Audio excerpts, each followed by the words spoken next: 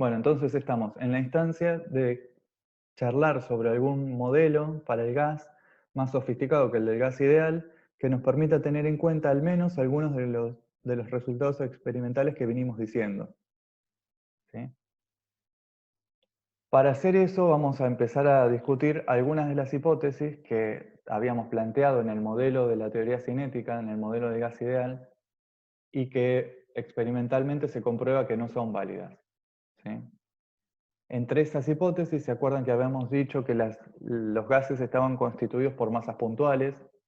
Y si bien en algún momento le habíamos permitido que tuvieran movimientos internos, o sea, habíamos considerado que estaban formados por más de un átomo y no eran exclusivamente un punto, desde el punto de vista de la teoría cinética seguíamos considerándolo masas puntuales, o sea que tenían un volumen despreciable frente al volumen del recipiente. Y eso puede ser válido en ciertas condiciones, en otras no. Y además habíamos dicho que eran masas puntuales que no interactuaban entre sí y solamente interactuaban con las paredes del recipiente mediante choques elásticos. Bueno, ahora vamos a ver que sabemos que las moléculas interactúan entre sí y eso tiene algunas consecuencias sobre el comportamiento del gas. Entonces, como dice acá, las hipótesis sobre cómo operan las fuerzas intermoleculares permiten racionalizar el comportamiento experimental de los gases reales. O sea, vamos a tratar de interpretar algunas de las cuestiones experimentales en términos de las interacciones que sufren las moléculas. Un buen modelo debe contemplar todos los factores que determinan el incumplimiento de las hipótesis planteadas para el gas ideal, ¿sí? Bueno, no sé si va a ser el modelo al que llegamos va a ser el mejor modelo, pero una versión mejorada de la ecuación del gas ideal debería contemplar estas cuestiones, ¿sí? Y entre los modelos que vamos a ver un gas de esferas duras no atractivas, que ahora lo vamos a ir desarrollando de a poco, y un gas de esferas duras con atracción, que es lo que se conoce como modelo de Van der Waals, que ustedes ya vieron también. Bueno, cuando estamos pensando en las interacciones entre las moléculas, ¿se acuerdan cuando alguna vez hablamos de la energía interna y dijimos que la energía se podía separar en una componente de energía cinética y otra de energía potencial? La interacción entre las moléculas es uno de esos tipos de energía potencial, ¿sí? Podríamos pensar que una curva de energía de interacción entre dos moléculas es esta que está acá, que se conoce como potencial de Lennard-Jones. Pero básicamente una curva que nos describa la interacción entre dos moléculas, en este caso es, fíjense, energía en función de la distancia entre dos moléculas. Más allá del modelo que estemos considerando, debería tener algunas características. Por ejemplo, a distancias muy grandes, ¿sí? Grandes del orden de nanómetros, por ejemplo, a distancias muy grandes, esa energía podemos considerarla cero. Las moléculas no interactúan, ¿sí? Si están muy separadas. Es una energía potencial dependiente de la distancia. A medida que vamos acercando las moléculas, digamos, esta coordenada es la separación entre dos moléculas, a medida que las vamos acercando, aparece una fuerza de interacción que es al principio atractiva. Desde el punto de vista de la energía potencial, si aparece una fuerza atractiva, la energía potencial del sistema, de ese sistema formado por dos moléculas, empieza a bajar, ¿sí? Pero claro, no podemos acercar completamente y superponer una molécula con la otra. En algún momento tiene que aparecer alguna contribución que no sea atractiva, ¿sí? Sino que sea predominantemente repulsiva y que sea la que evite que yo pueda interpenetrar dos moléculas. Imagínense, no puedo hacer que coincidan los centros de masa de las dos moléculas porque sería que están interpenetradas. Entonces, si aparece una componente atractiva que disminuye la energía potencial, en algún momento, a medida que nos acercamos y queremos acercar cada vez más una molécula con la otra, tiene que aparecer una componente repulsiva que haga que la energía potencial aumente tanto, ¿sí?, que evite la interpenetración de esas moléculas. Entonces, un potencial que puede describir cómo es la interacción entre las moléculas es de este tipo. Nosotros elegimos, cuando la separación internuclear es muy grande, decir que la energía de potencial de interacción es cero, o podemos definir el cero como infinitamente separadas. Y si la distancia entre ellas empieza a disminuir, la energía potencial disminuye al principio y luego aumenta como consecuencia de la presencia de repulsiones, ¿sí? Como consecuencia de eso, ese potencial de interacción va a tener un mínimo, que va a estar relacionado con una distancia óptima de interacción. Y además aparece algún parámetro, que podría ser en este caso este parámetro sigma, que nos da una medida de hasta qué distancia es posible acercar a las moléculas. ¿Sí? Y más allá de esa distancia es energéticamente desfavorable tratar de acercar las moléculas. En esta curva de energía potencial podría ser este punto donde la curva corta al cero. ¿Sí? Y hace que para distancias menores la energía potencial de esa interacción sea positiva y por lo tanto desfavorable para el sistema. Este parámetro entonces, que es un parámetro de distancia, va a estar relacionado con lo que podríamos definir como volumen molecular. ¿Sí? Si fueran dos esferitas rígidas completamente, esta distancia, ¿sí?, correspondería a la suma de dos radios, de los dos radios de esas pelotitas. Y en el caso de dos esferas rígidas, esto sería una línea vertical, porque si son rígidas no podrían interpenetrarse.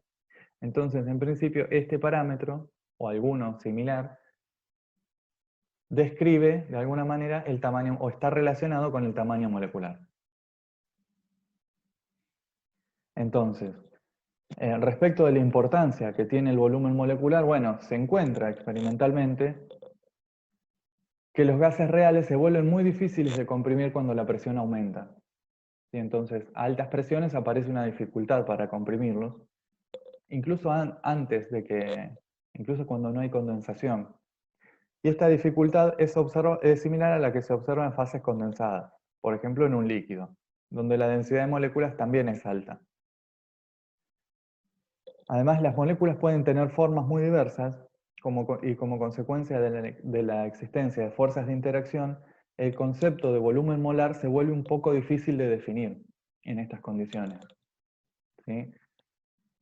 Por más que parezca sencillo, digamos, cuál es el volumen de una molécula es un tema complejo y en realidad depende del fenómeno que uno esté observando. El reflejo que es dominante. ¿Sí? Recién ahora se te volvió a escuchar. A partir de como la mitad de la filme anterior.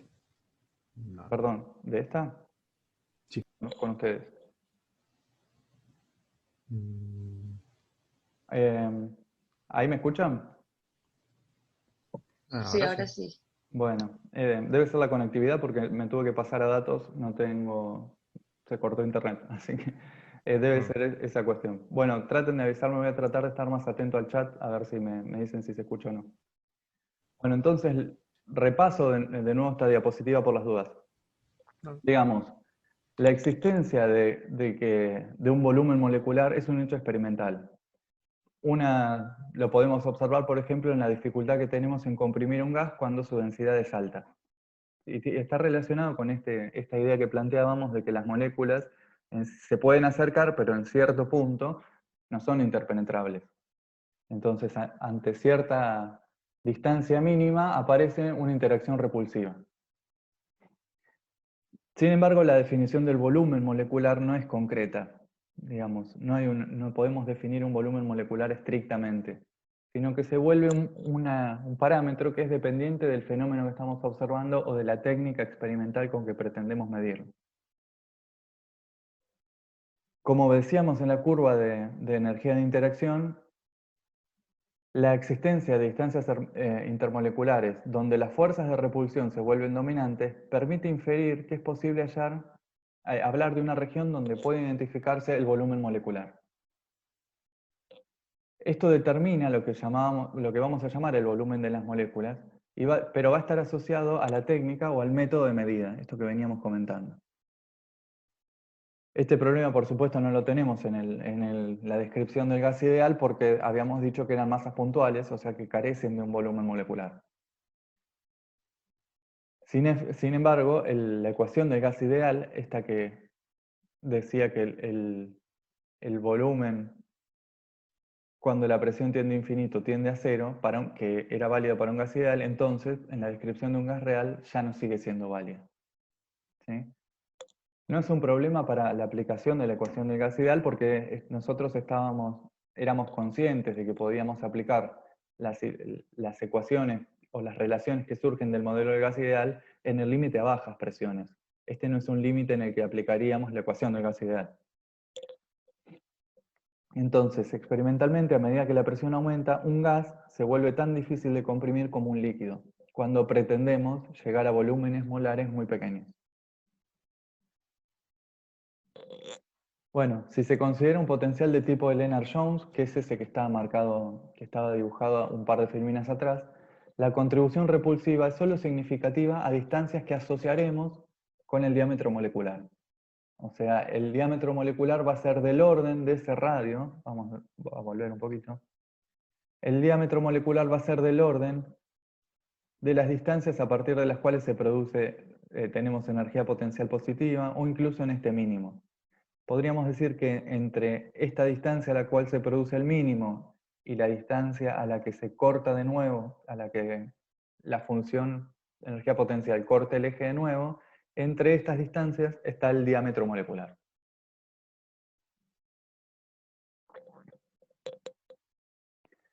Como dice acá, en efecto, el intento de interpenetrar dos moléculas requiere energías considerables y pequeños cambios en la distancia implican un aumento muy grande del valor de energía potencial repulsiva. Podemos asociar entonces que la energía donde se vuelve extremadamente difícil interpenetrar un par de moléculas es la base para la definición del volumen molecular. Entonces, el volumen molecular es una medida indirecta de la existencia de un tipo de potencial repulsivo. ¿Esto qué quiere decir? Que bueno, si observamos experimentalmente algo que es consecuencia de la existencia de un volumen molecular, en realidad eso también es consecuencia de la existencia de interacciones repulsivas, que van a operar a distancias muy cortitas. Bueno, ¿cómo podemos introducir la existencia del tamaño molecular de la manera más simplificada posible en la descripción matemática del gas, en la ecuación general de estado? Bueno, para un gas constituido por moléculas, el volumen, por moléculas que tienen cierto volumen, el volumen que tiene libre el gas para moverse, para desplazarse en el recipiente, ya no es todo el volumen del recipiente. ¿Sí? Lo que antes podíamos llamar el volumen molar. Si teníamos un gas contenido en un recipiente, y ese gas tenía un mol de gas, por ejemplo, el volumen del recipiente correspondía al volumen molar. Bueno, ahora vamos a tener en cuenta, en la descripción, fíjense que vamos a usar como base la ecuación del gas ideal, pero vamos a tener en cuenta que el volumen del que dispone el gas no es estrictamente el término que antes teníamos, sino que aparece tenemos que restarle al volumen del recipiente una contribución que está relacionada con el tamaño de las moléculas. Entonces aparece acá en la ecuación un parámetro B que se llama covolumen y que está relacionado con el tamaño molecular. Como dice acá, para la gran mayoría de las sustancias simples, ese parámetro varía entre 10 y 100 centímetros cúbicos por mol. ¿Sí? Bueno, si esta es la ecuación para un gas, para un mol de gas, si tuviéramos n moles, podríamos escribir la ecuación con un n de este lado. Fíjense la diferencia, es el n acá y n acá. Y este volumen lo podríamos escribir como n veces el volumen molar. Bueno, ¿qué consecuencias tiene eso sobre los diagramas que estuvimos analizando antes? Bueno, para en un diagrama presión-volumen, por ejemplo, y a una dada temperatura, para una dada presión, por ejemplo, fíjense que esta curva, la de línea punteada, corresponde al gas ideal y la de línea llena a un gas que vamos a denominar de esferas duras, porque lo único que le permitimos a ese gas es que tenga interacciones de tipo repulsivas como consecuencia de un volumen fijo, ¿sí? De un volumen molecular. Entonces, a determinada presión, el gas ocupa un volumen un poco más grande que está relacionado con la existencia de un volumen molecular. Si despejáramos de esta ecuación de estado el término P por B, nos va a quedar de este otro lado otro sumando, ¿sí? Que es el responsable de que el volumen molar en ese caso sea un poco mayor. Y si analizamos en el diagrama presión-volumen en función de la presión, que es otro de los que veníamos analizando, para un gas ideal tendríamos un una línea horizontal que corresponde a la constante RT. Para un gas de esferas duras, el producto P por B aumenta con la presión, ¿sí? Y justamente este covolumen, este parámetro, está relacionado con la pendiente de aumento, ¿sí? O sea que la existencia de interacciones repulsivas o la existencia de un volumen molecular ya hace que el comportamiento en un diagrama presión-volumen versus la presión sea distinto del gas ideal. Y en particular tenga pendiente positiva. Si volvemos un poco a lo que habíamos analizado del comportamiento experimental, ¿se acuerdan que el hecho de que estos diagramas salieran con pendiente positiva indicaba un predominio de qué tipo de energía de interacción? Habíamos hablado de la energía de interacción repulsiva, que era la que hacía que el volumen ocupado por el gas en esas condiciones sea mayor que el ideal. Bueno, entonces es consistente con este diagrama que aparece acá. Entonces, el producto P por B molar para un gas de esferas duras es mayor que el ideal, aún a bajas presiones, ¿sí? Y esto habla de la importancia que tiene el volumen molecular o las interacciones repulsivas sobre las propiedades del gas, incluso a bajas presiones. Bueno, ya hablamos un poco de la introducción del volumen molecular en la ecuación de los gases, y apareció lo que llamamos un modelo de un gas de esferas duras. Esta va a ser la ecuación de estado. Cada vez que hablemos de un gas de esferas duras, podemos pensar en esta ecuación de estado. Ahora vamos a avanzar un poco más en qué pasa si tenemos, o cómo podemos tener en cuenta las interacciones entre las moléculas. Pensemos en el movimiento relativo de dos partículas que forman un gas ideal, como está marcado acá, ¿sí? En este caso estamos queriendo graficar que una molécula se mueve en una determinada dirección y la otra en otra, y como no experimentan energía de interacción, ¿sí?, sus trayectorias no se van a ver afectadas por la presencia de la otra partícula, ¿sí? Es como si una partícula no viera a la otra, excepto que colisionen, ¿sí? Pero es algo que no tuvimos en cuenta en la descripción del modelo. La existencia de una partícula no modifica la trayectoria de las otras. Y además habíamos visto que, para considerar, por ejemplo, la presión, los choques contra las paredes del recipiente que contenían a las moléculas eran elásticos, ¿sí? Y básicamente esa pared se comportaba como un plano. Bueno, ¿qué pasa ahora si existen interacciones? Las trayectorias en un gas real se aparecen modificadas por la existencia de interacciones entre las partículas. Digamos, una partícula ve a la otra durante su movimiento. Y entonces, por ejemplo, dos partículas que antes en ausencia de interacciones, experimentarían una trayectoria recta, debido a las interacciones atractivas, por ejemplo, sus trayectorias se curvan, ¿sí? Entonces podemos verlo en este diagrama de acá abajo sería el análogo del anterior, pero incorporando interacciones atractivas. Lo mismo en este caso. Dos moléculas que, en principio, por ejemplo, podrían no colisionar si vienen con trayectoria horizontal, debido a las interacciones atractivas, podrían experimentar una colisión. ¿Qué pasa? Bueno, ¿cuál es el efecto que tiene eso sobre las colisiones que sufren la pared del recipiente? Bueno, como dice acá, en el seno del gas la suma de las fuerzas sobre cada molécula en promedio es igual a 0. ¿Qué quiere decir? Si estoy pensando en el seno del gas contenido en un recipiente y tomo una de las partículas dadas, en promedio no experimenta ninguna fuerza neta con las demás, porque va a interactuar con partículas alrededor en todas las direcciones, y aun cuando predominen interacciones atractivas, por ejemplo, en promedio todas van a tirar parejo, podríamos decir, sobre esa partícula y no experimenta una fuerza neta. O sea, la interacción es isotrópica. En cambio, cuando una partícula se empieza a acercar a la pared del recipiente, ¿sí?, y está rodeada de otras partículas, ya por la parte de abajo no aparecen otras partículas interactuantes, ¿sí? Puede haber otras partículas con las que interactúe hacia arriba, pero no hacia abajo. Entonces, ya ahí aparece una asimetría en la interacción, cuya consecuencia es la aparición de una fuerza neta que actúa sobre la partícula en el sentido de llevarla, de atraerla hacia el seno del gas. ¿Sí? Estamos pensando en que las partículas interactúan con fuerzas atractivas entre sí. En el seno del gas esas fuerzas están repartidas porque hay moléculas en todas direcciones. Cuando la partícula se acerca a la pared y seguimos pensando que no interactúa con la pared, ¿sí? No sufre una interacción atractiva con la pared, aparece una fuerza neta que tiende a llevar la partícula hacia el seno como consecuencia de la atracción con todas las demás que forman el gas. ¿Sí? Entonces, a medida que la partícula se acerca a la pared, aparece una fuerza neta en el sentido opuesto a la dirección de la pared. ¿Qué consecuencia va a tener esto sobre la presión respecto de la presión que tendría el gas si fuera ideal?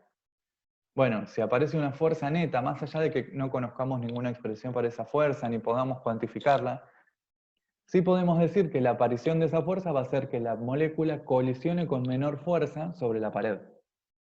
¿Sí? Porque a medida que se acerca a esa pared, aparece una contribución que trata de llevar la partícula de nuevo al seno del gas. Entonces, las moléculas que alcanzan la pared ahora están sometidas a una fuerza neta atractiva hacia el seno del gas, como dice acá, que disminuye la variación de la cantidad de movimiento asociada a cada colisión. Y se acuerdan que ese cambio en la cantidad de movimiento era la base de lo que utilizamos para definir la presión que ejercen las moléculas. Entonces, la existencia de interacciones atractivas entre las moléculas hace que la presión real sea menor que la presión que ejercería ese gas si fuera ideal. O sea, si no experimentara interacciones con otras moléculas. ¿Sí? Entonces, sin conocer cuál es el tipo de interacción atractiva, sin conocer demasiado, lo que sí podemos decir es que la existencia de interacciones atractivas respecto de un gas ideal va a hacer que la presión que ejerce el gas sobre la pared del recipiente sea menor. Entonces podemos definir algo que vamos a llamar presión interna, que va a aparecer acá y va a aparecer muchas otras veces cuando analicemos termodinámica, y vamos a llamar presión interna a la diferencia de presión entre la presión del gas real y la que ejercería el gas ideal en las mismas condiciones. ¿Sí? Como dijimos nosotros, la presión que ejercería el gas ideal que no tiene atracciones es más baja, entonces la puedo escribir como, es más alta y la puedo escribir como la presión real más este término que vamos a llamar presión interna. ¿Sí? Fíjense que si yo despejara de acá, la presión interna va a ser la presión del gas ideal menos la presión real. Este término entonces, pi, va a estar relacionado con la energía de interacción. Si dijimos que esa diferencia se debe a la componente de interacción atractiva entre las moléculas que forman el gas, cuanto mayor sea esa atracción, más grande va a ser la diferencia entre la presión que ejerce el gas real y la que ejercería en ausencia de interacciones. Entonces, este parámetro pi, que llamamos presión interna y tiene unidades de presión, está básicamente relacionado con las interacciones atractivas entre las moléculas. Y además no es un parámetro que se defina solo para gases, sino que se puede definir la presión interna en el caso de líquidos y de sólidos. Y cuando avancemos un poquito más vamos a ver cómo se puede definir la presión interna en términos de la energía interna. ¿Sí? Como dice acá, también es una cantidad que se puede evaluar experimentalmente. Y vamos a encontrar herramientas para poder calcularlas, por ejemplo, analizando el comportamiento de los gases y usando algunas relaciones en termodinámica. Y como dice finalmente acá, la presión interna es el resultado de la existencia de fuerzas de interacción intermoleculares atractivas. Entonces, cualquier modelo que tenga en cuenta las fuerzas de interacción atractivas va a tener un valor de la presión interna que va a ser no nulo. Por supuesto, el gas ideal que no tiene interacciones, o un gas de esferas duras, como habíamos definido, el que corresponde a esta ecuación de estado, donde dijimos no hay interacciones atractivas, sino solo la existencia de un volumen molecular que podríamos asociar en todo caso a interacciones repulsivas. Pero un gas de esferas duras no tiene interacciones atractivas, entonces para un gas de esferas duras ese parámetro pi continúa siendo cero. Bueno, si avanzamos un poco más en cómo podemos ahora construir una ecuación de estado que tenga en cuenta esto, podemos suponer que la presión interna es proporcional al cuadrado de la densidad. ¿Sí? Si está relacionado con la energía de interacción, y para que aparezca esa interacción es necesaria la presencia de dos moléculas a una cierta distancia mínima para que puedan experimentar interacción, entonces es razonable suponer que la presión interna va a depender del cuadrado de la densidad, ¿sí? Porque necesito, para que aparezca un efecto de esa contribución, que dos moléculas se encuentren en un volumen cercano, en un volumen pequeño. Entonces, decir que la presión es proporcional a la densidad al cuadrado es lo mismo que pensar que esa presión se puede escribir como una función inversa del volumen molar al cuadrado. Entonces vamos a plantear para la presión interna de los gases una expresión de este tipo. Vamos a decir, es una constante dividido el volumen molar del gas al cuadrado. Entonces, si además de esta consideración tenemos en cuenta la existencia de un volumen molecular, como planteamos para el gas de esferas duras, y reemplazamos estas dos condiciones en la ecuación general de estado, podemos construir otra ecuación de estado que tenga en cuenta esas dos contribuciones. ¿Sí? Fíjense, si reemplazamos en la ecuación general de los gases, del gas ideal, que era P por B igual a RT, a P lo reemplazamos por este parámetro. ¿Por qué por este parámetro? Bueno, porque reemplazamos la presión del gas ideal por la presión real más esta presión interna. Y decidimos escribir esa presión interna como una función del volumen molecular. Y al volumen disponible lo escribimos como el volumen menos el volumen que ocupan las moléculas. Entonces, de esa manera, tenemos una ecuación ahora que tiene dos parámetros. Este factor de proporcionalidad entre la presión interna y uno sobre el volumen molecular al cuadrado, molar al cuadrado, y este otro parámetro que está relacionado, que llamamos covolumen, y está relacionado con el tamaño molecular. Entonces, escrita como en este primer renglón, esta ecuación es válida para un mol, y escrita, si tuviéramos más de un mol, entonces la ecuación de estado con estos dos parámetros puede escribirse de esta manera. Bueno, esta ecuación se conoce como ecuación de Van der Waals, y seguro ya la vieron en alguno de los cursos previos. Tiene dos parámetros y podríamos decir que esos parámetros están relacionados por un lado con el volumen molecular, este parámetro, y por otro lado este parámetro A con las interacciones atractivas entre las moléculas. Y además para un gas de Van der Waals la presión interna es este término que aparece acá directamente. Bueno, algo que podríamos hacer es despejar de la ecuación de Van der Waals el volumen, ¿sí? Si planteáramos despejar el volumen de esta expresión, lo que obtenemos se puede escribir en la forma de una ecuación cúbica. ¿Sí? Prueben, hagan la prueba de despejar de este lado, de esta ecuación el volumen, van a ver que obtienen una cúbica que se puede igualar a 0. ¿Sí? Entonces, por ejemplo, para una dada condición de temperatura y de presión, ¿sí? Y si quisiéramos despejar el volumen molecular, tendríamos que resolver la ecuación cúbica. Y para resolver una ecuación cúbica se pueden presentar algunos casos. ¿Sí? Recuerden que un polinomio de grado 3 lo podemos escribir en principio, esa ecuación igualada a 0, la podemos escribir como de esta manera, donde B1, B2 y B3 van a ser las raíces de ese polinomio. Bueno, una cúbica podría tener distintos tipos de soluciones. Por ejemplo, una solución es que una de esas raíces sea real y dos sean complejas, conjugadas. Otra es que las tres soluciones reales sean distintas. Y la otra es que tengamos tres soluciones reales e iguales.